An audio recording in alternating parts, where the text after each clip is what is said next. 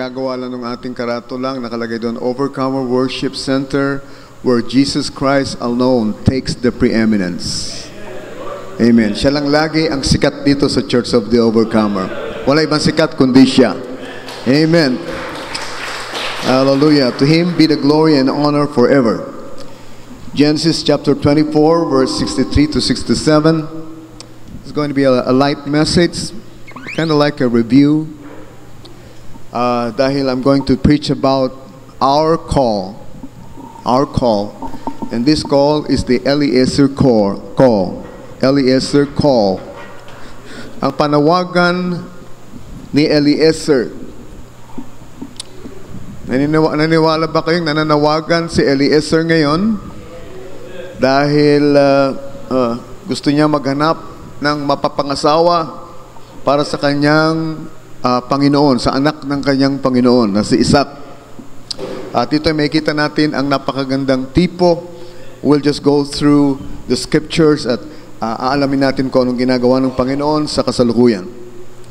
Verse 63 says, And Isaac went out to meditate in the field, and at the eventide, this happens in the evening.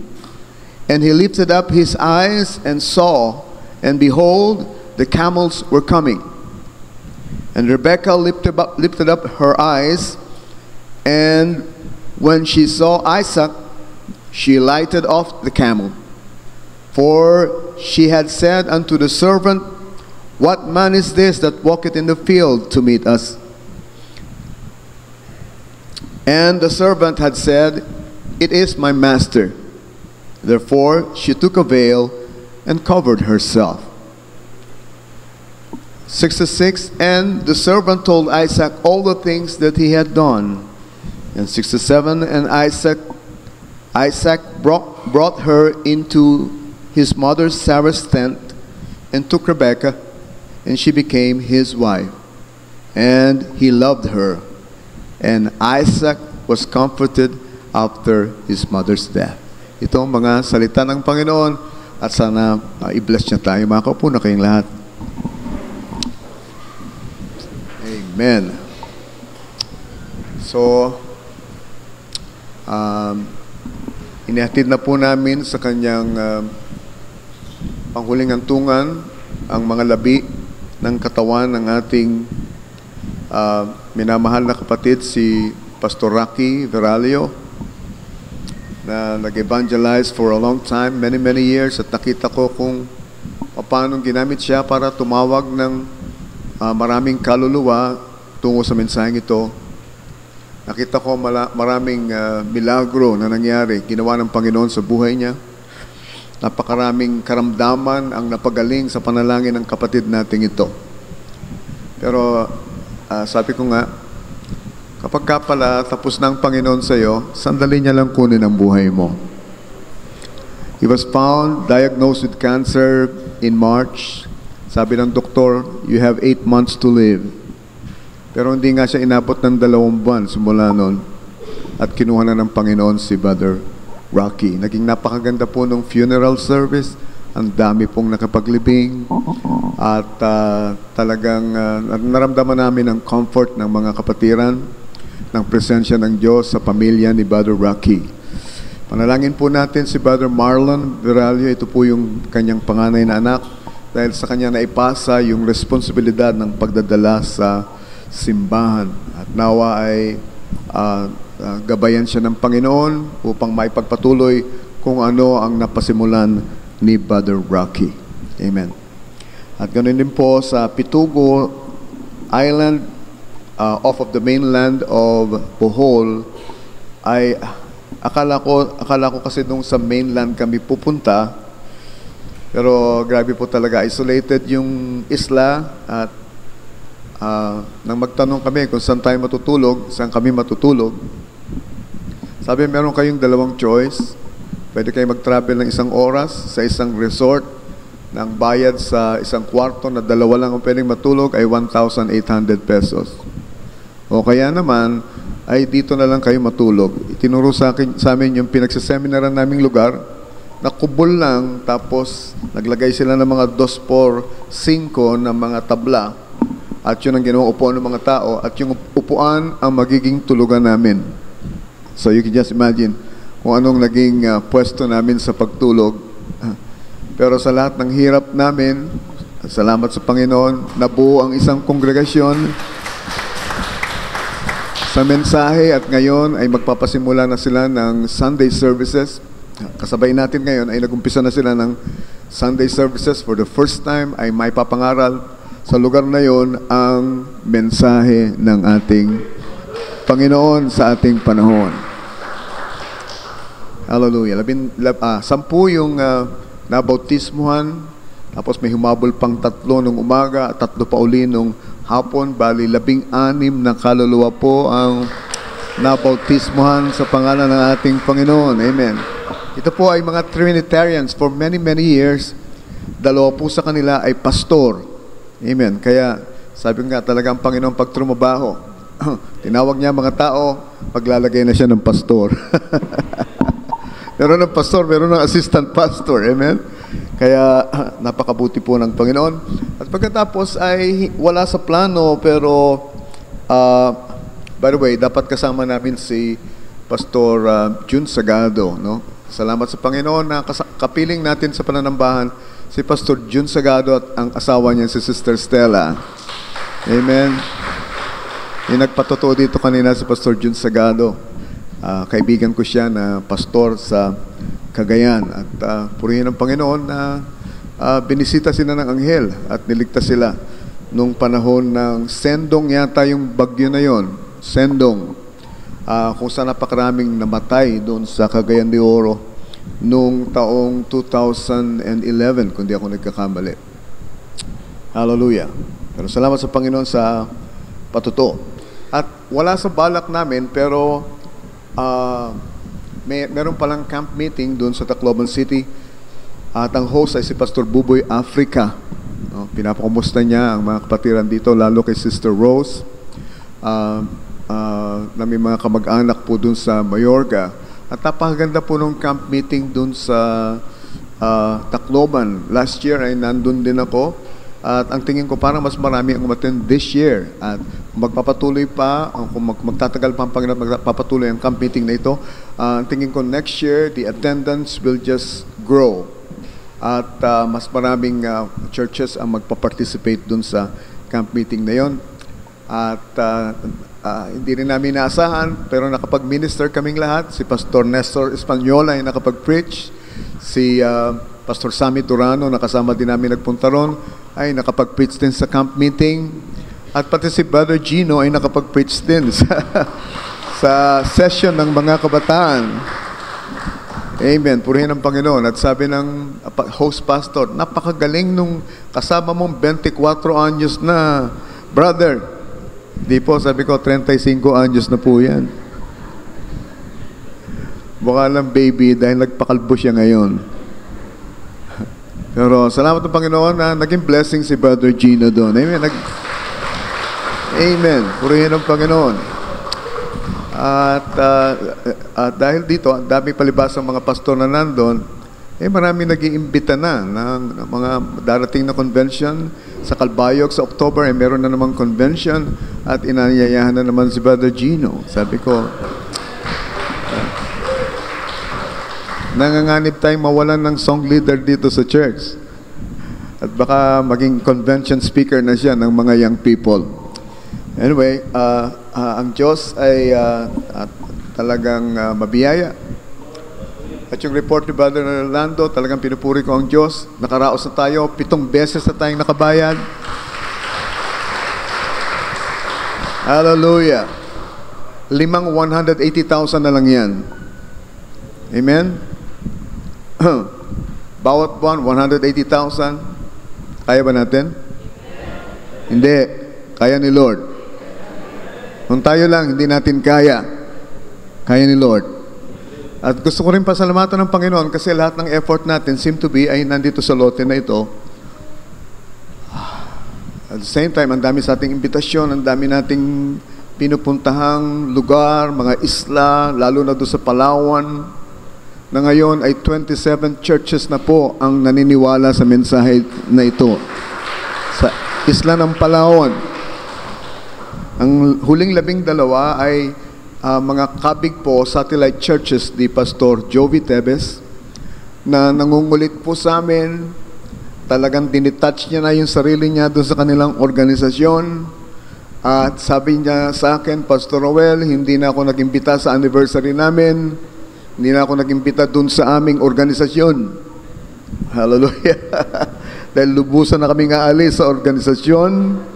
At gusto ko na ikaw ang maging speaker sa aming anniversary meeting sa June 23. Kaya akala ko, bukas kasi pupunta na naman kami sa Palawan para mag-follow up sa isa na namang bagong church doon sa El Nido, si Pastor Jose de Rayal, at magkakanda kami ng teaching seminar siguro, teaching meetings para maka-cope up sila sa understanding sa message of the hour. Ang bagong grupong yon ni Pastor Jose de Rayal na dating kabilang sa Family Revival Churches. Siguro 4 na araw kami doon. Pupunta rin kami sa Sader at ganun din bibisita kami sa Sabang, sa church ni Pastor Arman Bulayog, at ang huling bibisitahin namin ay yung ginagawang simbahan sa Puerto Princesa ni Pastor Rudy Limpiado. Pagpray natin na sana bago umulan, bago magtag-ulan, ay matapos na ang kanyang simbahan. Huling nagpunta ako ron ay meron na pong bubong, ikakabit na lang yung dingding at saka yung sahig. At pwede na nilang ayusin yung silong at pwede na pong gamitin sa pananambahan. Purihin ang Panginoon. Amen. Hallelujah. So akala ko, last trip ko na this month o this summer, ang trip namin bukas. By the way, pagpray nga pala yung mga kasama ko bukas, namely si Brother Alwin, si Brother Alan, si Brother Gino, Brother Amos, Adalin. So 4 po silang sasama sa amin, bali 5 po kami na magpupunta sa Palawan bukas hanggang sa darating na Biyernes, kung di ako nagkakamali. Okay? Pag-pray nyo kami na sana gabayan kami ng ating Panginoon. At sabi ko nga, ang efforts natin na pupunta, ang mga finances natin na pupunta dyan sa lote natin, pero kahit papano, hindi pa rin nagpapabaya ang Panginoon pagdating sa misyon. Amen. Meron po mga hindi ako inaasahan na mga taong nag-aabot sa akin. Sabi, Pastor Roel, gamitin mo ito sa misyon. Hallelujah. At alam ng Diyos kung sino kayo, may God bless you. Amen. Hallelujah. Okay. Mamayang hapon, alas 4 ng hapon ay idadaos na naman natin yung ating monthly joint fellowship na ginagawa natin sa mga iglesia dito sa Rizal, no? Sana mga kapatid, magawa niyong suportahan. Alas 4 ng hapon mamaya, doon po sa Baras. Idadaos, nung nakaraan ay nandun kami kina Pastor Arevalo, dyan sa Mambugan, Antipolo. Pero mamaya ay doon po tayo sa Baras. At usually po ay nagsaserve sila ng refreshment pagkatapos po ng gawain. Kaya I encourage you to go. Just go and be a part of it. Dahil ang tingin ko ito ay paraan ng Diyos para ma-encourage ang mga believers dito sa Rizal at para maipakita din natin yung pagkakaisang ginagawa ng ating Panginoon amongst the churches. 6 na churches po so far ang nagpa-participate na. I'm sorry, hindi pala sa church ni Pastor Arevalo yung nakaraan, kundi sa Santa Lucia. Ito po yung bagong simbahan na nag-join sa atin sa joint fellowship. Ang pastor ay si Pastor Noel Familiar, no?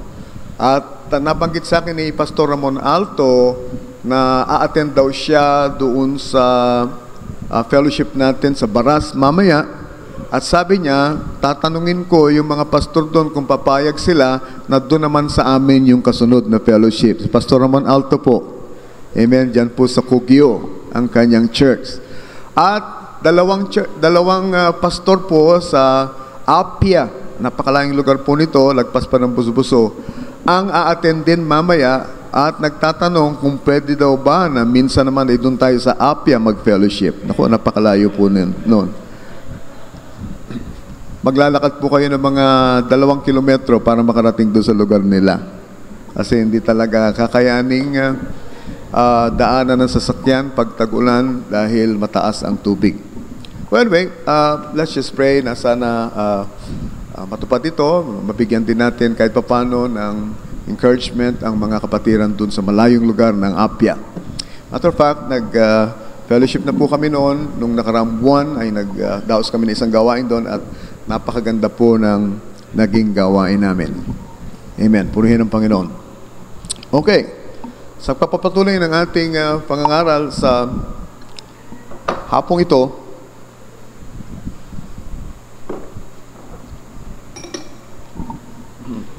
makita natin na napakahirap ng assignment na ibinigay kay Eliezer.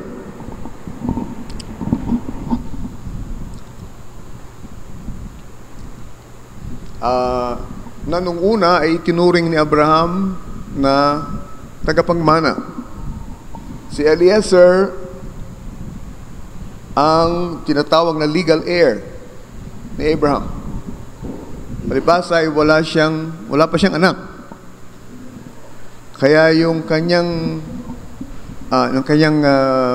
katiwala o kanyang alipin sa mahabang panahon na naglingkod sa kanya, ang ginawa niyang tagapagmana. Mababasa natin yan sa Genesis chapter 15 verse 2. Para maintindihan natin, 15 verse 2, kung gaano kabigat ang responsibilidad na nakaatang kay Eliezer na lingkod o alipin ni Abraham. Sabi rito, and Abraham said, Lord God, what wilt thou give me, seeing I go childless? And the steward of my house is this Eliezer of Damascus. Ang katiwala ko lang dito sa aking sambahayan ay walang iba kundi si Eliezer, ang aking alipin, ang aking lingkod. Kanino ko ipapamana ang aking mga yaman? At paano akong tatawaging ama ng mga bansa? Kasi ang pangalan dito ni Abraham, as you can see, ay Abram pa. Abram. Paki-click mo nga yung Abram at tignan natin kung anong ibig sabihin ng salitang Abram. Ang ibig sabihin nito ay exalted father.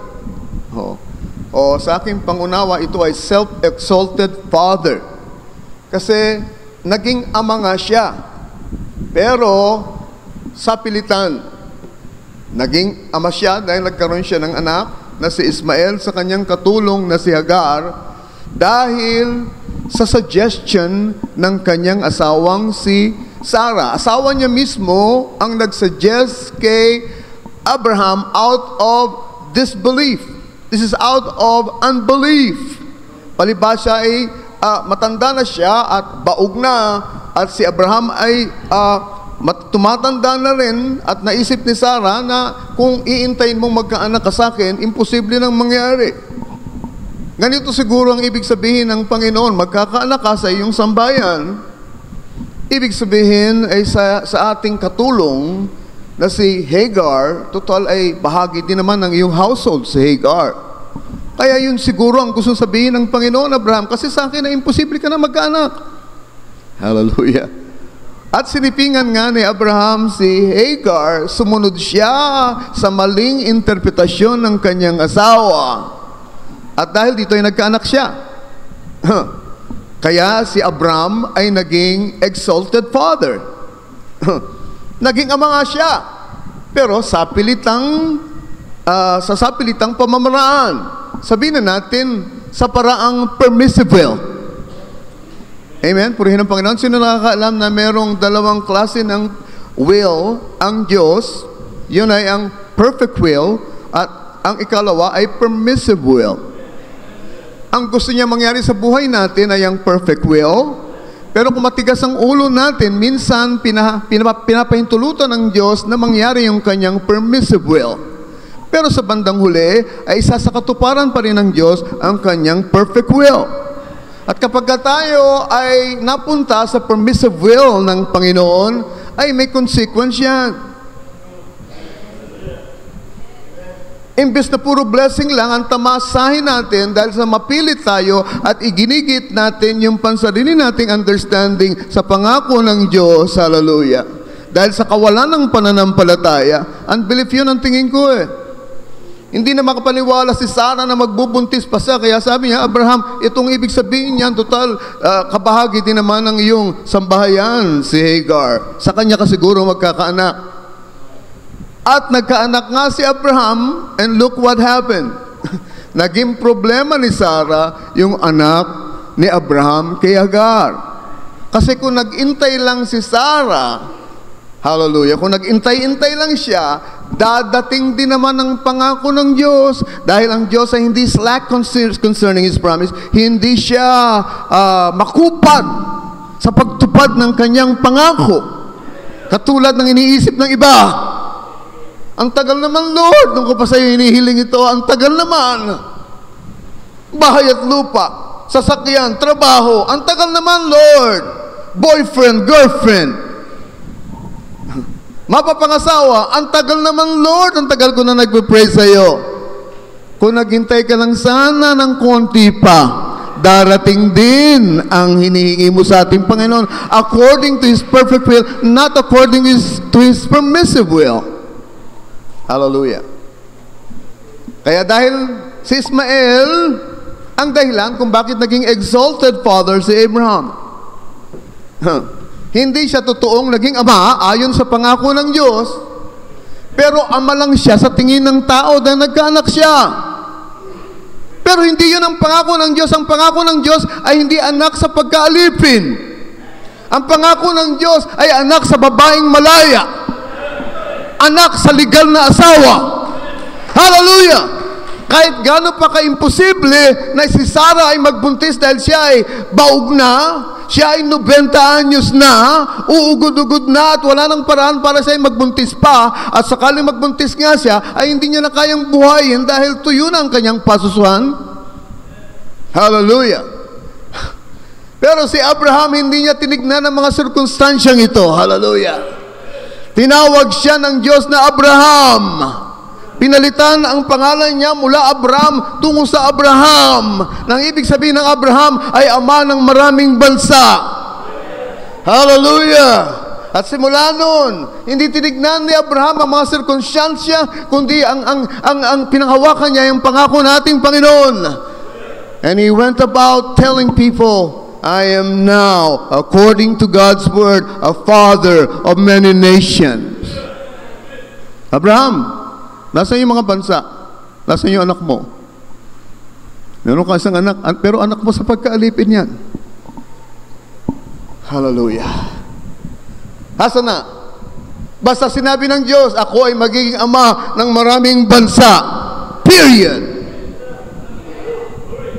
Hallelujah. Hindi ko kailangan mag-entertain ng tanong ng iba. Kung hindi kayo naniniwala, ako naniniwala. Ang patotoo, dahil pinalitan ng Diyos ang aking pangalan. Hallelujah. Nilagyan niya ng H. How many knows na yung H, hindi mo yan mapopronounce kung hindi ka hihinga?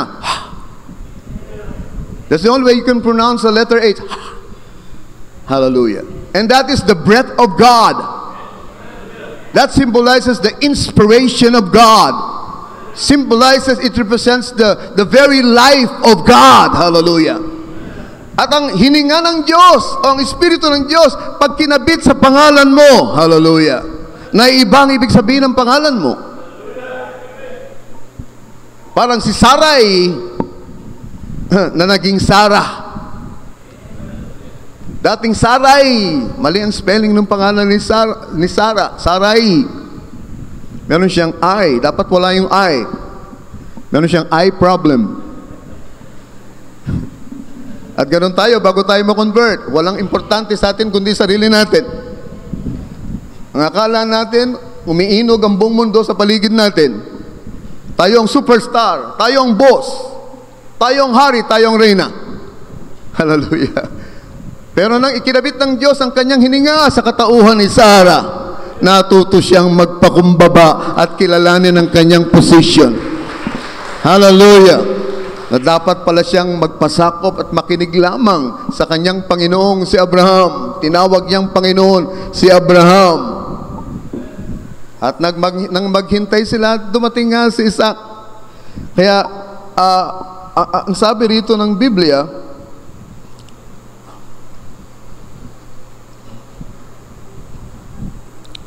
sa Genesis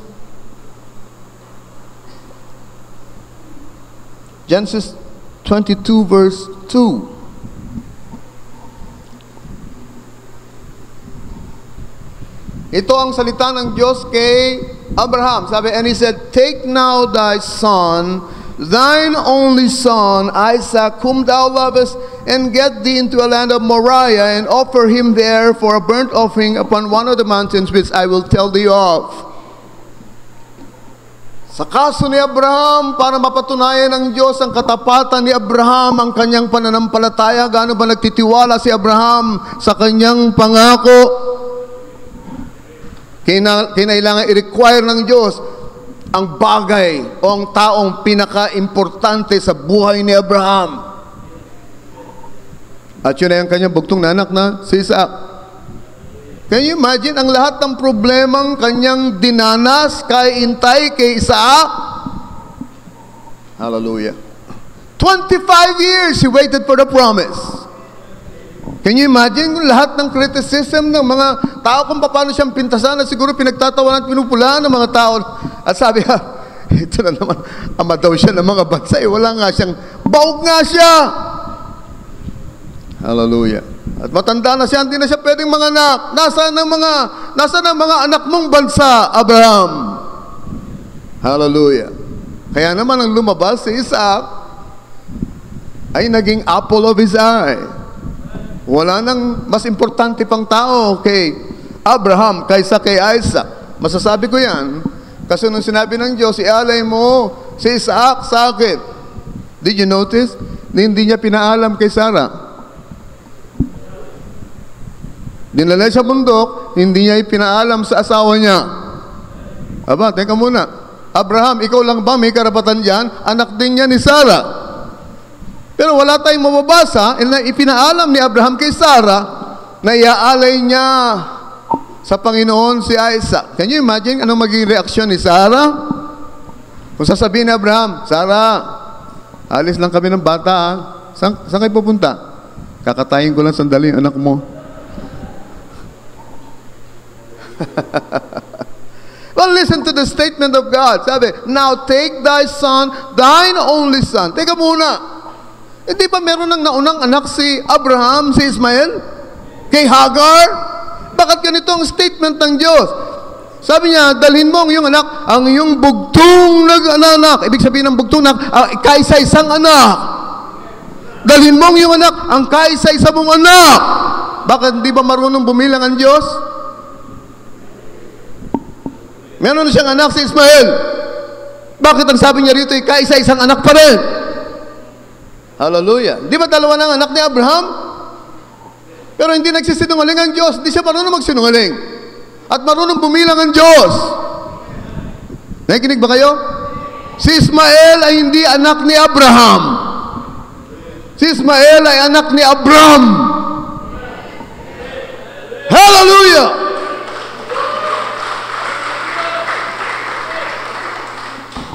Hallelujah. Dapat si Isaac ang anak ni Abraham. Ang nag-iisang anak sa pangako. Anak sa pilit. Si Ismael. Ito ang ibinunga ng interpretasyon ng babae. Ito ang ibinunga ng interpretasyon ng mga denominational churches. Hallelujah. Ano? A wild man. Kristiyano lang sa turing. Denominational churches, pero wild man kagaya ni Ismael. Bakit? Sabi, mga Kristiyano pero nagra-rock and roll. Kristiyano pero may mga tato. Kristiyano pero ang sexy ng damit. Hallelujah. Ano nangyari? Kristiyano lang sa turing. Bakit? Produkto ng interpretasyon. Produkto ng kawalan ng pananampalataya. produkto ng kawalan ng revelation. Hallelujah! Dapat ang produkto ng pangako ng Diyos. Ang produkto ng revelation ni Abraham. Hallelujah! Hindi interpretasyon ni Sarah, ang revelation ni Abraham. He just took God at His word. Kung anong sinabi ng Diyos, sinanampalatayahan ng ating amang si Abraham. At nagkaroon nga siya ng anak. So, can you imagine? Yung anak mong hinantay mo ng 25 anyos. Ngayon, hinihingi ng Diyos sa iyo. At sabi, ialay mo siya sa akin, Abraham. Kung minsan, kakailanganing kunin ng Diyos yung tao o yung bagay na pinaka-importante sa atin. Yan ang nire-require ni Lord. Yung hindi natin kaya ibigay. It could be your job, it could be your profession,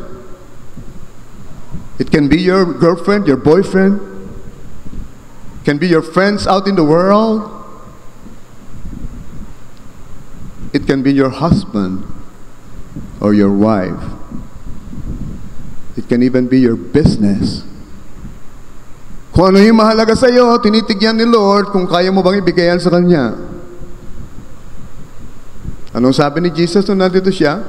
Ang taong magmahal sa kanyang ama at ina, sa kanyang sariling asawa, at sa kanyang mga anak, nang higit sa akin, ay hindi karapat-dapat sa akin. Nothing should come between us and the Lord. Anumang bagay na pumagitna sa atin at sa Diyos, ay hadlang sa ating kaligtasan. At ito yung nagsisilbing Diyos-Diyosan sa atin. Ang tanong, kaya mo bang i-let go ang mahal mo sa buhay para maglingkod ka sa Diyos? Kaya mo bang i-let go yung mga kaibigan mo na hindi nagiging magandang impluwensya sa iyo para ka maging katanggap-tanggap sa ating Panginoon? Hallelujah. At si Abraham bilang pagsunod, nagdala siya ng mga tauhan niya at sa verse 5 ng Genesis 22 ay ganito ang sabi niya. Look at the faith of Abraham. Sabi niya, and Abraham said unto his young men, abide here with the ass, and I and the lad go with I and the lad will go yonder and worship. Manatili lang kayo dito, sabi ni Abraham sa mga tauhan niya. Ako at ang bata ay lalakad pa sa dako roon upang kami ay sumamba. At pagkatapos, and come again to you. At pagkatapos ay babalikan namin kayo. Aba, ano tong salita ni Abraham? Alam niyang kikitlin niyang buhay ng kanyang anak.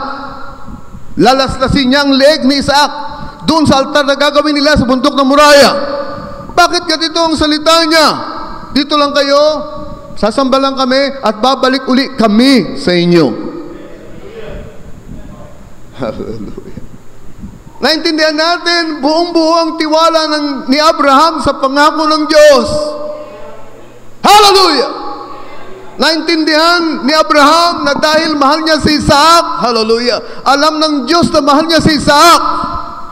Pero ang pagmamahal niya sa kanyang anak na si Isaac ay hindi maaaring lumagpas o humigit pa kaysa sa pagmamahal niya sa Diyos. And he was willing to sacrifice his son. At natutuwa ko sa tipo.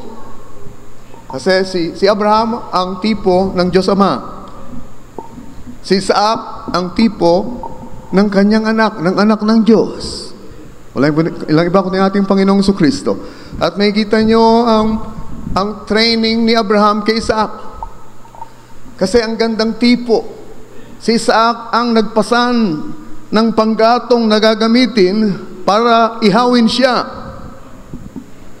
Si Isaac ang nagpasan ng panggatong na gagamitin para sunugin siya.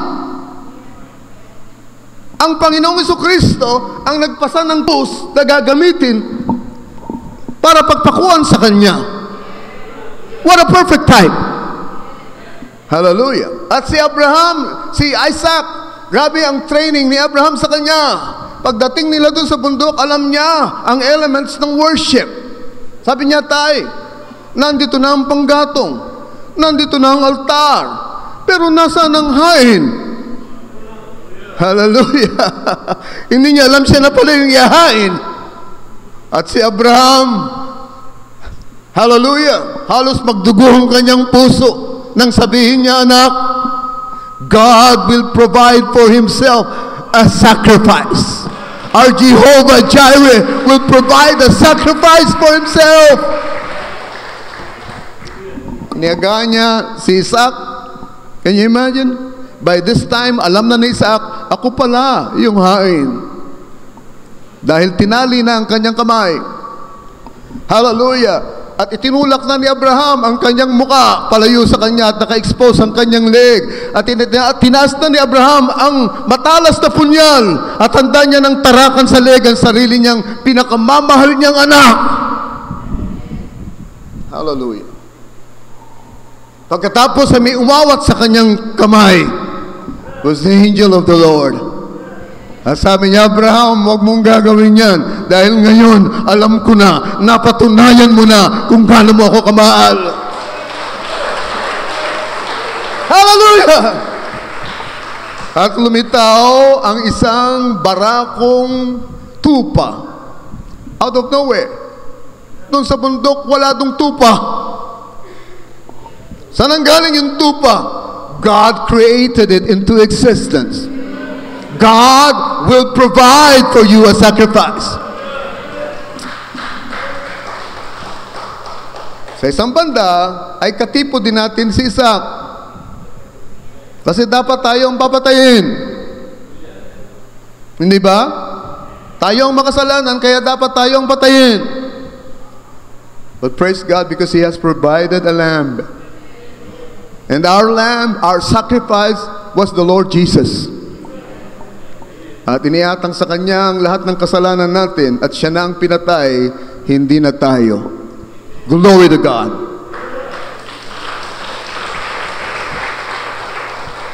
Hallelujah. So makikita natin, importante kay Abraham kung sino ang mapapangasawa ni Isaac. Kaya nga ang kabilin-bilinan niya, makinig kayo sa bilin ni Abraham. Andun sila sa Canaan, andun sila sa Gentile land, I should say. Sa Canaan, I should say. At ayaw ni Abraham na makapag-asawa ng Kananeo, ang kanyang bugtong na anak. Gusto niya yung kalahi niya. Gusto ko kamag-anak ko, kalahi ko, kadugo ko ang mapapangasawa ng aking anak. Ayaw ko makapangasawa ng Filisteo, ng Kananeo, ng mga heathens, ng mga taong walang pananampalataya sa Diyos. Hallelujah. Alalahanin niyo mga bilin. Kung mag-asawa kayo, mga dalaga, mga binata, huwag kayo mag-asawa na hindi niyo kapareho. Hindi niyo kalahi. Huwag kayong magmamadali. Kung paano naghintay si Abraham, kailangan nyo maghintay minsan. Baka sabihin nyo, mahal ko na siya, pero kaya mo ba siyang ibigay sa Panginoon? Kaya mo ba siyang ihandog sa altar ng Panginoon? Pero pastor, mahal ko na siya talaga. Kahit hindi siya believer, mahal ko na siya. Mas mahal mo pa ba siya kaysa sa Panginoon? You need to answer these questions. At sabi ni Brother Branham, pag naghahanap kayo ng mapapangasawa, you need to look for character. Huwag kayong titingin sa pinag-aralan. Huwag kayong titingin sa ganda. Huwag kayong titingin kung saan bang lahi galing, mga maharlikang lahi ba, mayaman ba. Hallelujah. Ang hanapin nyo, ang sabi ng propeta ng Diyos, ay yung character. Yung Christ-like character. Kaya nga, malaki ang problema ni Eliezer. Isipin mo, wala siyang kilala doon sa pinagmulang bayan ni Abraham. Estranghero siya. Kahit sino wala siyang kilala. Paano siyang maghahanap ng tamang babae para sa kanyang Panginoon? Hallelujah. Kaya nga may courtship na tinatawag eh. Ang period of courtship, ito ay panahon kung saan ay kinikilatis ng isa't isa ang kanyang mapapangasawa. Why? Because you need to look for character. Tip ko lang sa mga kabataan na naghahanap ng mapapangasawa. Tip ko rin sa mga magulang na kumikilatis do sa mga mamanugangin nila. Hallelujah.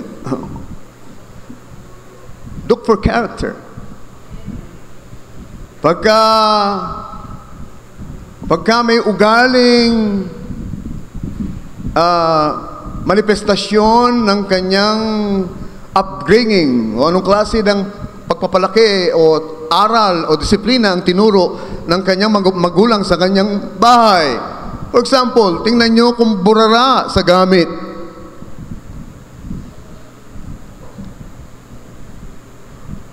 Most likely, ang isang binata o dalaga na burara sa gamit, hindi mo na pwede maguhin yan. Huwag kang managinip na dahil na in love siya sa iyo, ay magbabago yung ugali niya. Kung burara yan at di marunong mag-ingat sa gamit, at pag nakita mo yung kwarto niya, ay parang kulungan ng baboy, may amoy,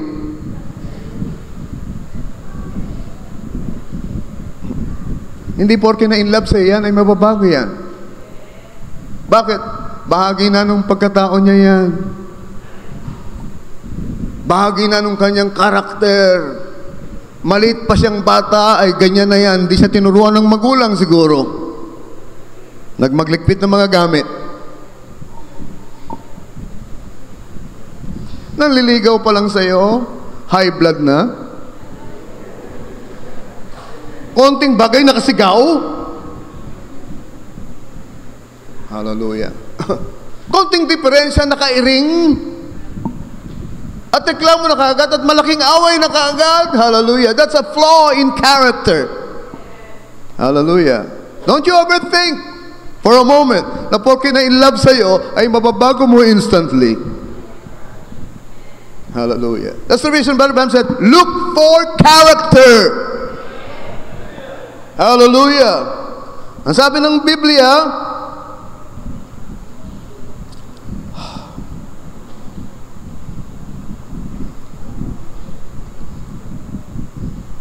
hanapin nga natin sa Bible yun.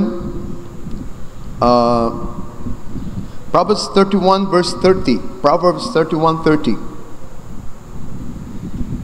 Sabi rito, for favor is deceitful and beauty is vain. But a woman that feareth the Lord, she shall be praised. Hallelujah.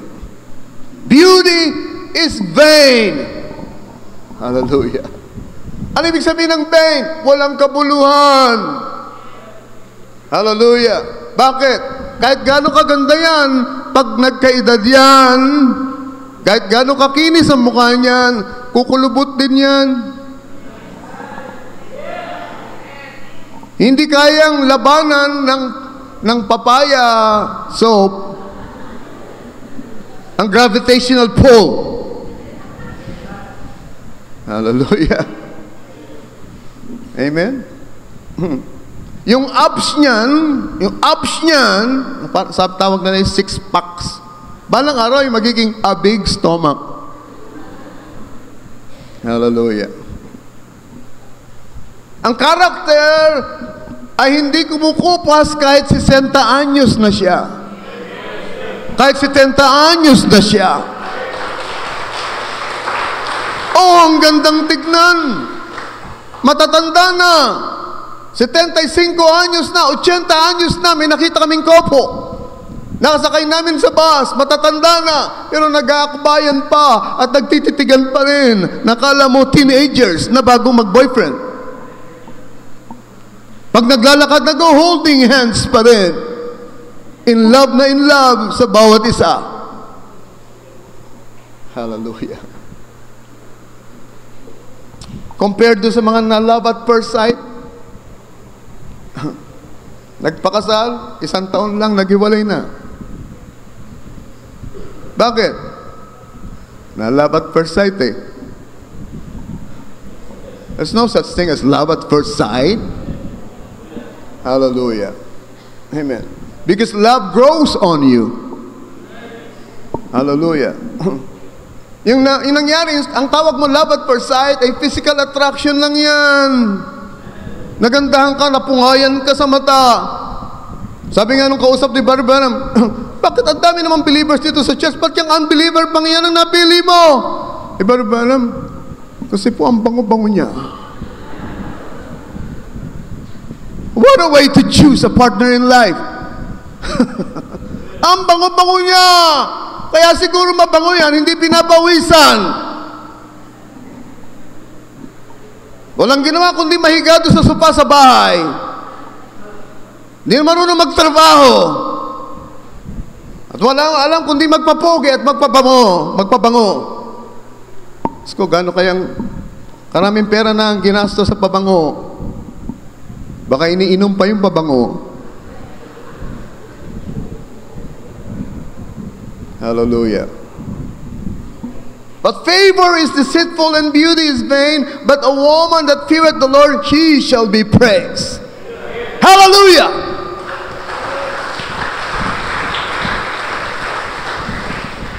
Ang mga simbahan ngayon, may TV shows, ang lalaki multi-level yung kanilang mga buildings, ang auditorium ay 8,000 ang laman.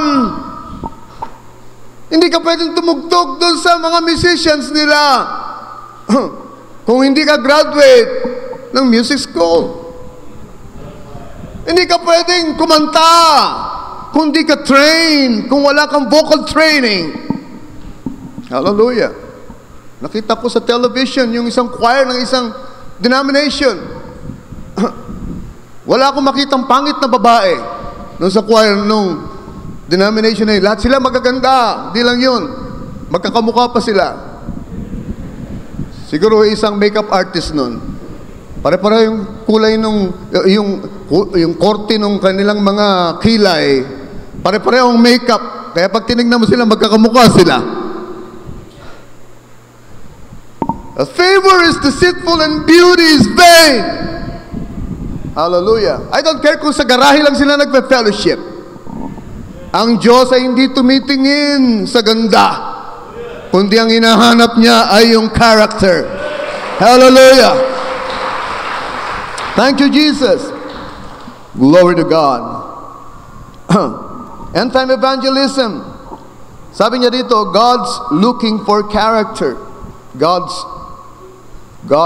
apostrophe S.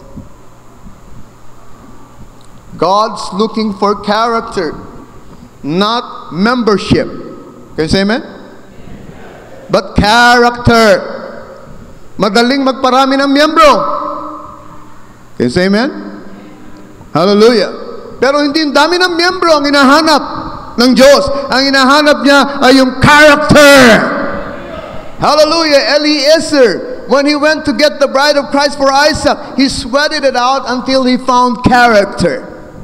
Nagpakahirap si Eliezer bago siya nakasumpong ng karakter.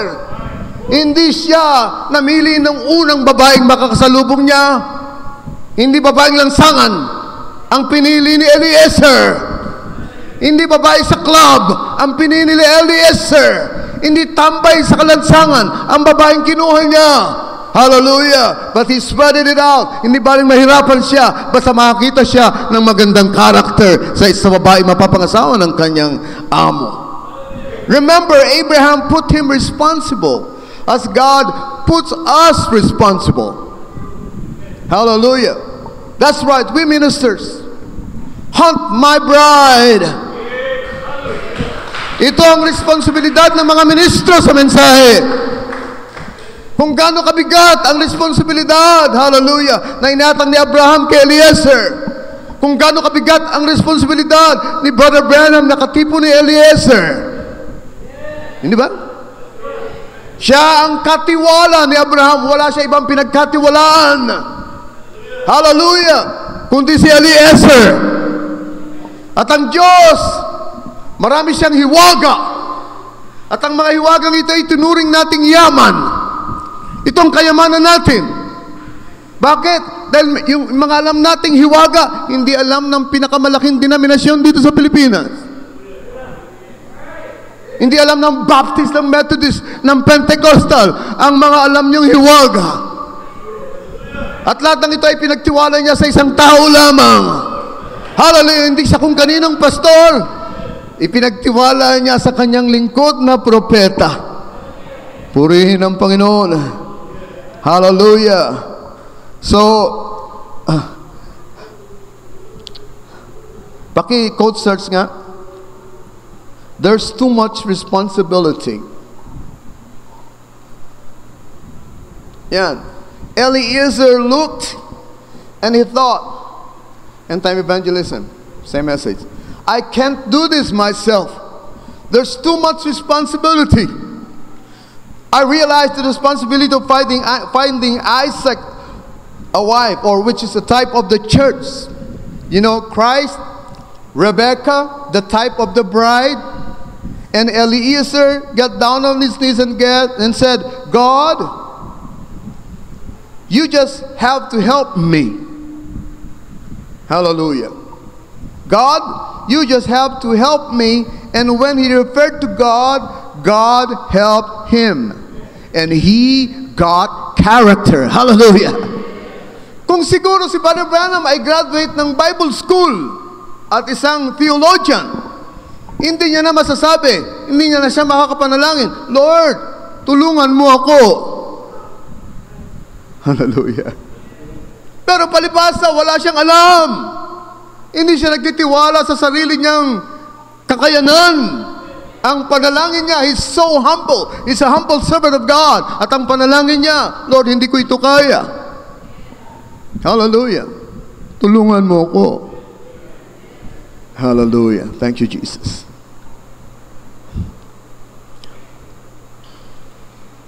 Sa Luke chapter 12 verse 47, kailangan natin basahin ng mga versikulo ito to kind of lay the foundation. Sabi dito, and that servant which knew his Lord's will and prepared not himself, neither did according to his will, shall be beaten with many stripes. Si Kristo ang nangaral nito.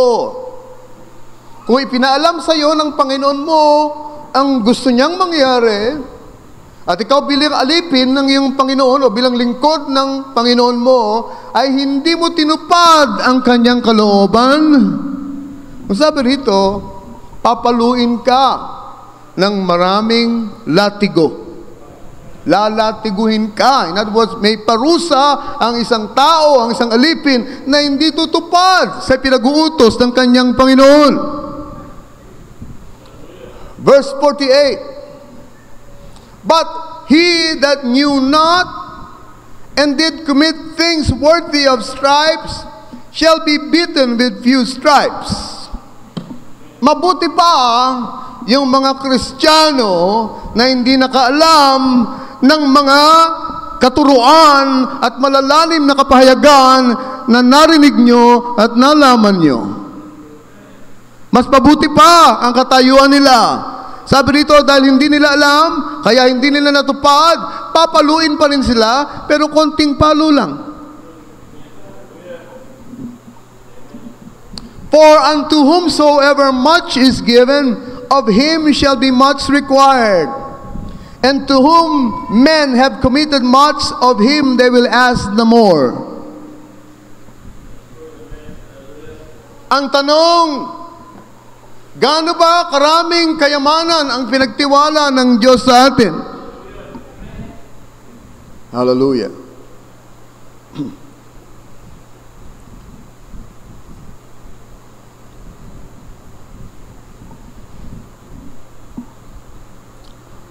Second Corinthians chapter 4 verse 7.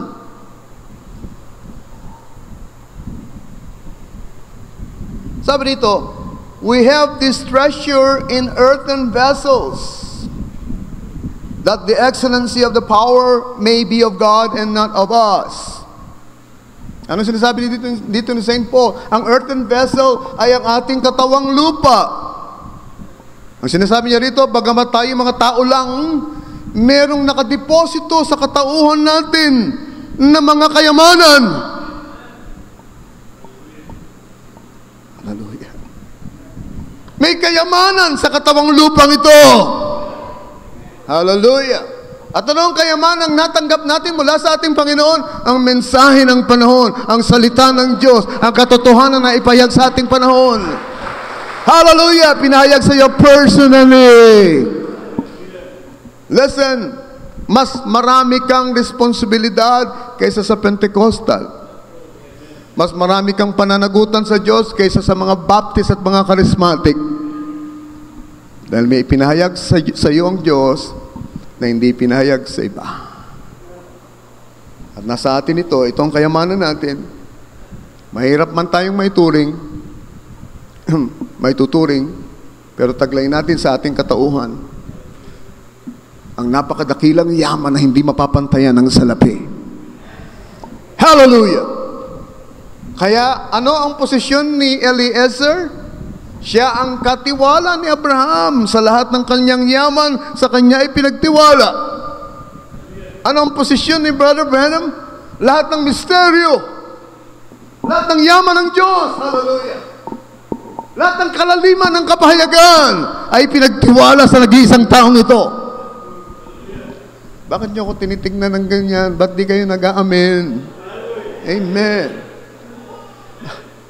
Nagtataka ako sa inyo, mga message believers ba itong kaharap ko? Ang daming kayamanan ang pinagtiwala ng Diyos kay Brother Branham na hindi niya pinagtiwala sa iba.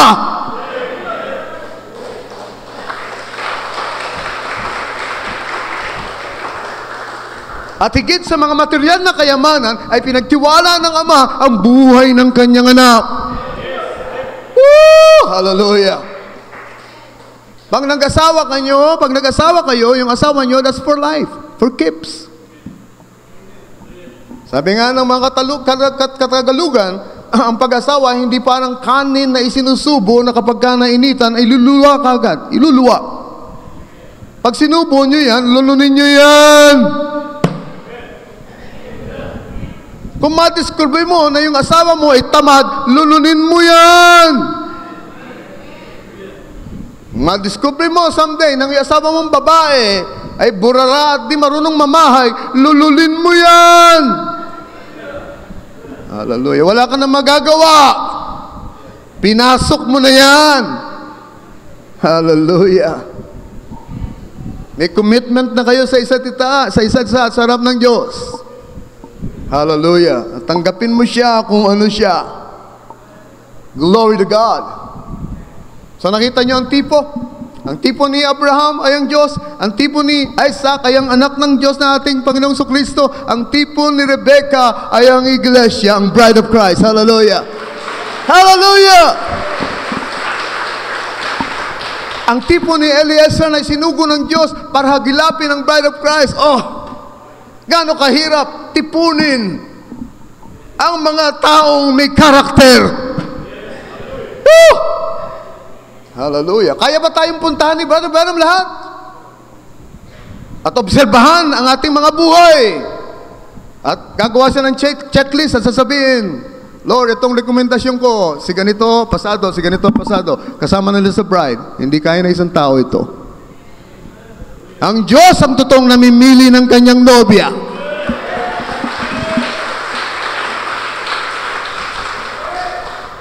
At nang mawala si Brother Branham, hindi natigil ang pagpili. Patuloy ang pagpili ng Diyos.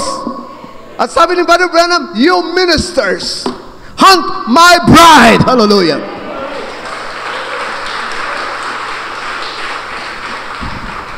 Napakalaking responsibilidad. Just in case nagtatanong kayo, bakit ginagawa ni Pastor William, may sakit siya, matanda na siya, pero ba't tumatawid pa siya ng mga dagat? Ba't natutulog pa siya sa makitid na bangko? Bakit nagpapapayag siya, napapakin siya ng lamok? Pumupunta siya sa NPA-infested areas. Hindi ba alam, pwede siya mamatay doon. Pwede siyang atakin anytime pag na-stress siya. Hallelujah. Alam niyo kung bakit? Kasi meron akong malaking responsibilidad sa Diyos. Papanikin ko ang pinakamataas na bundok. Tatawirin ko ang pinakamalawak na dagat. Hallelujah. Mahagilap lamang ang kahuli-huliang predestinadong bini ng ating Panginoon. Hallelujah! Kung mass conversion ang gusto ko, di sana nagtayo na lang tayo ng website.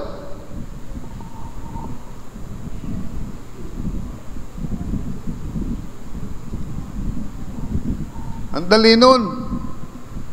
Lagay ka lang ng website. Oh. Lahat ng gusto mag-join. Gumawa ka na lang ng fan page sa Facebook.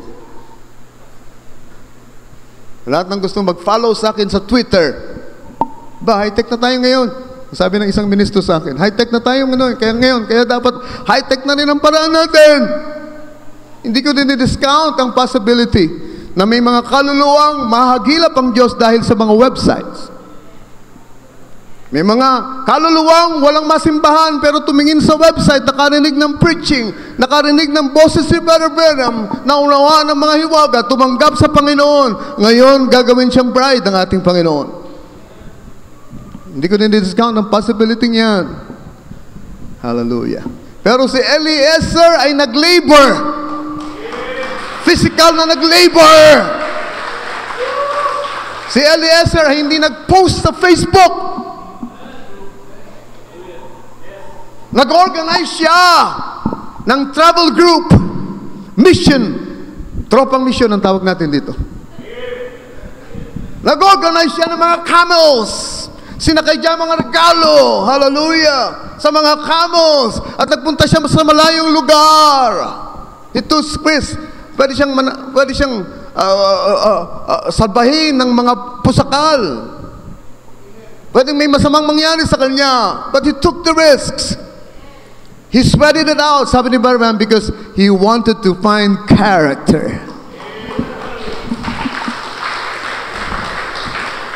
To make the long story short, hindi po nakakita si Eliezer ng isang beauty queen na maganda magdala ng swimsuit at ng gown at mahusay tumagot sa interview. Hindi po yan ang nakita ni Eliezer, I should say. Ang nakita ni Eliezer ay isang babaeng may pasan-pasan na napakabigat na jar. It's an earthen jar. Alam niyo kung gaano kabigat yan? Alam niyo nung araw wala pang orokan. Yari sa lupa at sa putik ang mga pang-igib ng mga babae. Ang sign na hiningi niya, Lord, ang babaeng magpapainom sa akin at aalukin din yung mga kamelyo ko. Napainumin yung mga kamelyo ko. Yun, Panginoon, ang babaeng pinili mo. At ang igiban ng araw ay siguro mga 30 plus na hagdanan ang bababain mo para ka makasalok ng tubig. Gamit ang palayok na napakabigat at iakyat niya ang palayok, isasalin para makainom si Eliezer. Pagkatapos papainumin din ang mga camels. Alam niyo ba kung gaano karaming tubig ang iniinom ng isang kamelyo? May idea kayo? Kung wala, kalahating drum ang iniinom ng isang kamelyo. Kung bibilangin niyo sa Biblia, 10 kamelyo yung dala-dala ni Eliezer. So 10 kamelyo, iinom ng tigkakalahating drum, ibig sabihin 5 drum ang kailangan igibin ni Rebecca.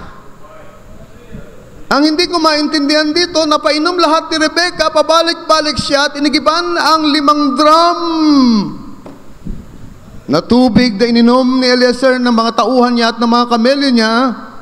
Yung mga tao ni Eliezer ay nanonood lang, pasipol-sipol.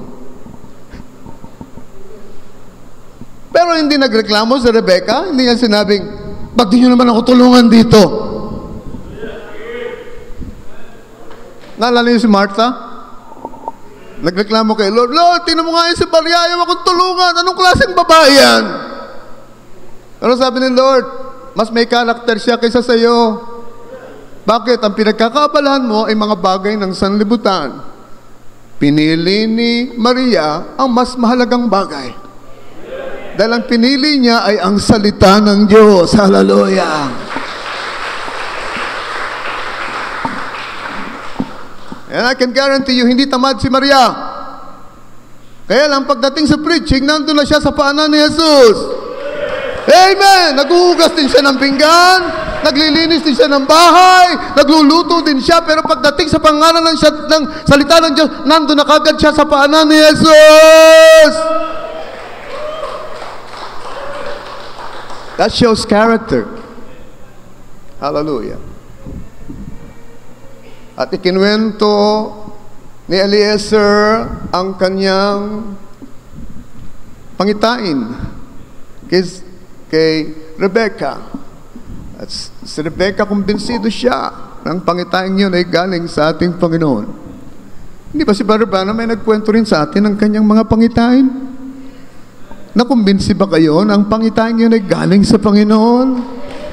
Kumbinsido ba kayo na kayo nga ang hinahanap na nobya ni Kristo? Hallelujah! Hallelujah! Ang iba ayaw maniwala sa kwento. Pero ikaw isang beses mo lang narinig ang kwento, sabi mo kagad, Amen! Sasama ako sa iyo. At dinala siya sa tahanan na meet ni Eliezer, ang nanay ni Rebecca, who happens to be kamag-anak pala siya ni Abraham. Ang asawa niya ay si Laban. Amen? At sinabi niya uli ang kanyang pangitain na inutusan na ako ng aking Panginoon at nanalangin ako sa Diyos at ang sabi ng Panginoon sa akin, ang makita mong mag-igib at mag-alok sa iyo ng tubig, 10 ng iyong mga kamelyo, yun ang babaeng mapapangasawa ng iyong Panginoon na si Isaac. Listen, sabi nung nanay at nung kuya na nakinig sa kwento, teka muna, hindi ka namin kilala eh. Basta ka na lang sumulpot dito. Bigyan mo naman ng mga 10 araw para mag-isip-isip itong kapatid ko, ang sabi nung kuya. At sabi nung nanay, oo nga, hayaan mo makapag-isip-isip muna ang aming anak. At kung si Rebecca, ang bride, sino naman ang antitype ng nanay ni Rebecca?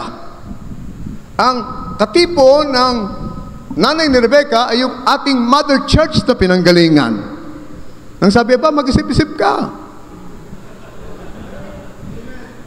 Alis ka dito sa organisasyon natin, hindi mo kilala yung sasamahan mo. Sino naman si Kuya? Si Kuya yung ministro dun sa ating simbahan. Yung dati nating pastor. Yung bishop. At nagsabi sa atin, wag muna, aba hindi mo kilala yan. Kulto yan sasamahan mo. Maghintay ka muna 10 araw. At ang sabi ni Rebecca, hindi, nanay, kuya, ngayon na ako sasama kay Eliezer. Hallelujah! Ngayon ang araw ng iyong kaligtasan. Baka pag naghintay ka ng bukas, hindi na dumating ang bukas. Sabi ng ating Panginoon, kapag ka narinig mo ang tinig ng Diyos, wag kang tumulad sa Israel na pinatigas nilang kanilang mga puso. Pag nadinig mo ang tinig ng ating Panginoon, tumalima ka at sumunod ka kung ano pinag-uutos ng salita ng Diyos. Dahil ngayon ang araw ng kaligtasan. Napansin ba ninyo? Hallelujah! Yung kamelyo, anong katipo ng kamelyo? Ang katipo ng kamelyo ay ang Holy Spirit. It's a beast, it's a power. Holy Spirit. Saan ikinarga ni Eliezer ang mga gifts? Doon sa mga kamelyo. Hallelujah. At si Rebecca, binigay lahat sa kanya yung mga gifts. Hindi lang yan, binigyan din yung nanay niya ng gifts. Kaya pala sa denomination, marami rin gifts. At napansin ba ninyo, yung kamelyo na naghatid kay Rebecca, naghatid kay Rebecca ng mga kaloob, hallelujah, ang siya ring kamelyong sinakyan ni Rebecca para ihatid siya doon sa kanyang mapapangasawa. Ang Espiritu Santo na nagbigay sa atin ng mga kaloob, ay siya ring Espiritu Santo na maghahanda sa atin at maghahatid sa atin sa rapture upang salubungin natin ang ating Panginoon. Hallelujah! Hallelujah. Marami akong gustong i-preach na malalalim na bagay tungkol dito. Pero hindi na ipapahintulot ng panahon. But I'm rejoicing to know na ako si Rebecca. I'm rejoicing to know na ito inilatag na ng Diyos bago pa mangyari. Sa Old Testament ay nakita natin ang pangyayari sa buhay natin bago pa aktual na mangyari. So ang Diyos ng Eliezer, meron siyang mensahe at ang mensahe niya ang tumawag sa atin at nag-identify kung sino tayo. Habang daan, kinukwento ni Eliezer kay Rebecca kung sino ang kanyang Panginoong Isaac. Kung ano ang kanyang paboritong kulay, anong kanyang paboritong pagkain, anong kanyang mannerism, ting sa takip silim, ay naroon na siya sa labas at nananalangin sa Diyos, maka-Diyos na lalaki, ang aking Panginoon. At alam palibasa ni Eliezer, ang pwesto ng mga nunal ni Isaac, dahil maliit pang batay siya na nagpapaligo kay Isaac. At i-describe niyang lahat ito kay Rebecca. Hallelujah, habang daan. Kaya nung may makita si Rebecca ang isang binata na nananalangin dun sa kabukiran, maghahating takip silim na, hating gabi, magtatakip silim, I should say. At sabi niya, kumabog ang kanyang puso at bumaba siya sa kamelyo. Hallelujah! Hallelujah! At ang sabi niya, sino itong binatang ito? At sabi ni Eliezer, yan ang aking Panginoon.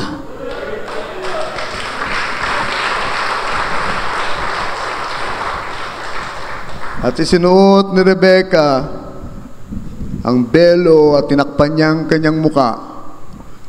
Patunay ito nung araw kapag binelohan ng isang babae ang kanyang mukha sa harap ng isang binata. Pagpapatunay na ito na umuoo siya sa binata. At pinapayagan niya ang binata na ilugso ang kanyang puri, ang kanyang pagkababae. Dahil yun ang sinasagisag ng belo sa mukha ng babae, ang virginity. Hallelujah. Bumaba siya at in-offer ang kanyang virginity sa binatang yun. Hallelujah! Ang babaeng pakasalan natin, Panginoong Jesucristo, ay isang babaeng birhen.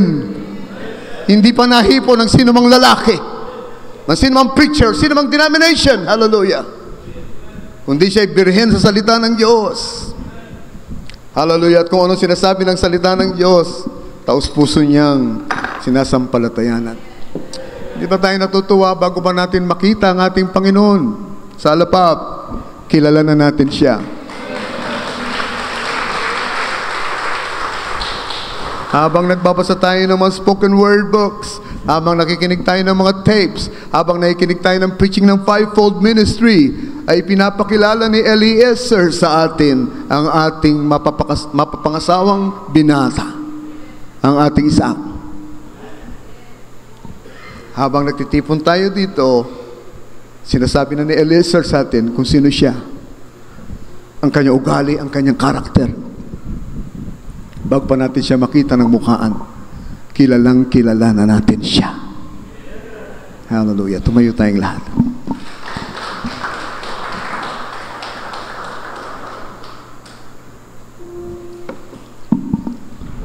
Sana isa ka sa kanila. Gusto mo ba magkaroon ng character? Christ-like character?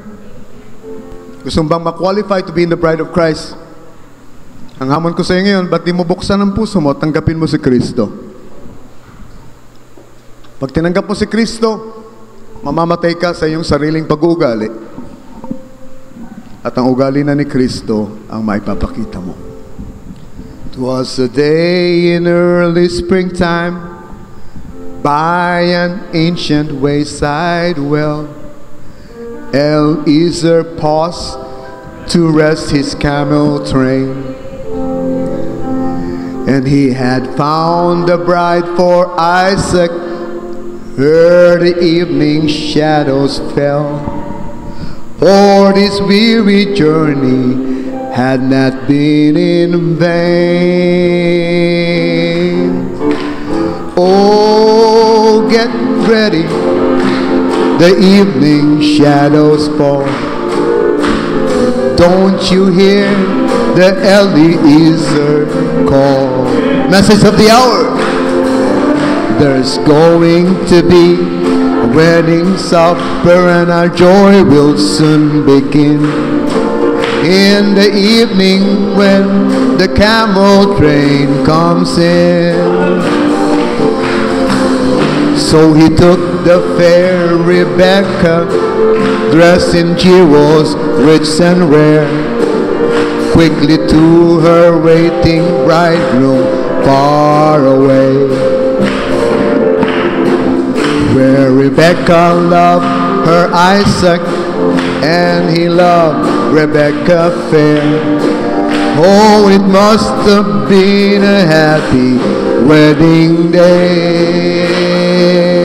Sing it with me.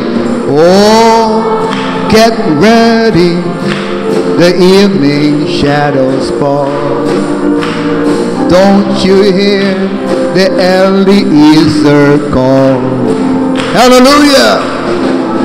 There's going to be a wedding supper, and our joy will soon begin. In the evening when the camel train comes in. Hallelujah! Now the blessed Holy Spirit from our Father God above has come down to earth to find a worthy bride. For our Isaac over yonder has prepared his tents of love, and he wants his fair Rebecca by his side. Hallelujah! Oh, get ready, the evening shadows fall. Don't you hear the Eliezer call? There's going to be a wedding supper, and our joy will soon begin. In the evening when the camel train comes in. We have left our kinfolk gladly, we have bade the world goodbye. We've been called to be his pure and spotless bride. Hallelujah! Where we'll soon behold our Jesus in that blessed eternity. What a happy, happy wedding that will be. Hallelujah! Oh, get ready, the evening shadows fall. Don't you hear the Eliezer call? Thank you, Lord. There's going to be a wedding supper, and a joy will soon begin. In the evening when the camel train comes in. Sing it again. Oh, get ready. Hallelujah. Oh, get ready, the evening shadows fall. Don't you hear the Eliezer call? Hallelujah! Glory to God! There's going to be a wedding supper, and our joy will soon begin. In the evening when the camel train comes in. Once again, let's sing it all together. Hallelujah! Oh, get ready, the evening's shadows fall. Don't you hear the Eliezer call? There's going to be a wedding supper and our joy will soon begin. In the evening when the camel train comes in. Once again, for the last time, Oh, get ready. The evening shadows fall. Don't you hear the early Easter call? Hallelujah!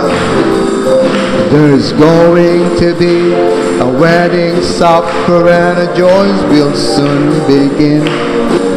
In the evening when the camel train comes in,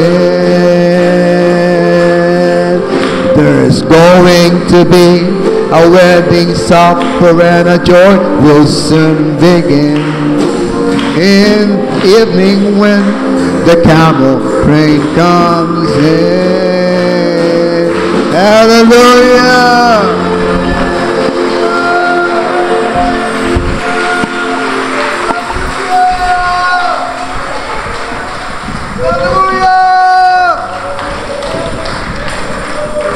Hindi ko akalain ng storya pala ng buhay ko ay nakasulat na sa Old Testament. Sa Book of Genesis. It's a perfect type. At si Eliezer na nananawagan ngayon. At ikaw ang magdidesisyon. Do you want to be in the bride of Christ? Or are you content to be living with your mother denomination? Katulad ni Rebecca, sana magawa nating sabihin. Ngayon na. Iiwanan ko lahat ng hadlang para ako makasama sa rapture. Ngayon na. Hallelujah. Hallelujah. Lord Jesus, salamat po sa salitang narinig namin. Today we feel very, very special, Lord. Dahil si Eliezer, hindi siya tumigil sa mga nightclub para maghanap ng babae. Hindi siya naganap dun sa television programs para maghanap ng mga artistang magaganda. Hindi siya naganap ng karat-karing babae sa lansangan. Nagpakahirap siya hanggat makakita siya ng karakter. Father, at ang karakter na hinahanap mo ay isang babaeng mapagpasakop sa pagkapangulo ng iyong salita. Somebody that will obey the word of God.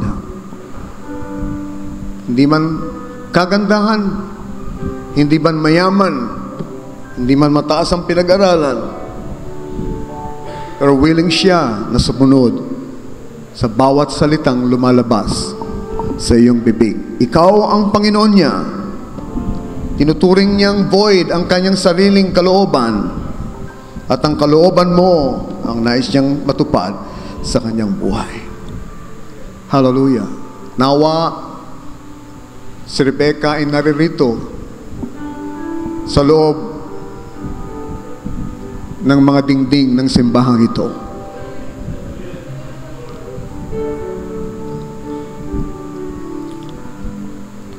Can we say, ako yun, ako yun. Taas nga natin ang kamay natin at sabihin natin, ako yun. Ako yun, nais kong sumama sa iyo, Panginoon.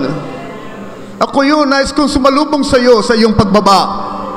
Ako yun, nais kong makasama sa wedding supper of the Lamb. At nais kong ihanda ang aking sarili. At isusuot ang hiyas na galing din sa iyo. Isusuot ang damit pangkasal. Walang iba kundi ang salita mo, Panginoon. Upang kapag tinignan mo kami at sinipat mo kami sa araw na iyon, wala kang makitang anumang kulubot, anumang bahid ng kasalanan, anumang dungis o batik man ng sanlibutan. Bagkus masumpungan mo kami na isang birheng nobya na pinaging marapat ng iyong salita. Hallelujah. At pinasakdal ng iyong Espiritu Santo. Maraming pong salamat, Ama. Pagpalain mo ang mga kapatiran kung nagsipagtaas ng kanilang mga kamay. At hayaan mo maging mission din namin, Lord, ang hanapin ng iba pang mga Rebecca, Lord, sa sanlibutang ito. Marahil kasama namin sila sa bahay. Marahil sila yung mga kasama namin sa trabaho. Hallelujah. Marahil sila yung mga kaibigan namin, Lord. Kamag-anak namin. But whoever they are, Lord, willing kaming gawin yung ginawa ni Eliezer. Hallelujah. Ang magpakasakit, magsumakit, Panginoon, magpakahirap, magsakripisyo para mahanap namin ang kahuli-hulihang predestinadong binhi. Maraming po salamat. Pagkaloob mo ang nasa ng puso ng iyong mga anak. Kung meron silang pangangailangan, tuparin mo, Panginoon. Itong dalangin namin sa ngalan ng aming Isak na walang iba kundi ang ating Panginoong Kristo. Amen. Amen. Oh, get ready. The evening shadows fall. God bless you, Brother Gino. Don't you hear the early Easter call?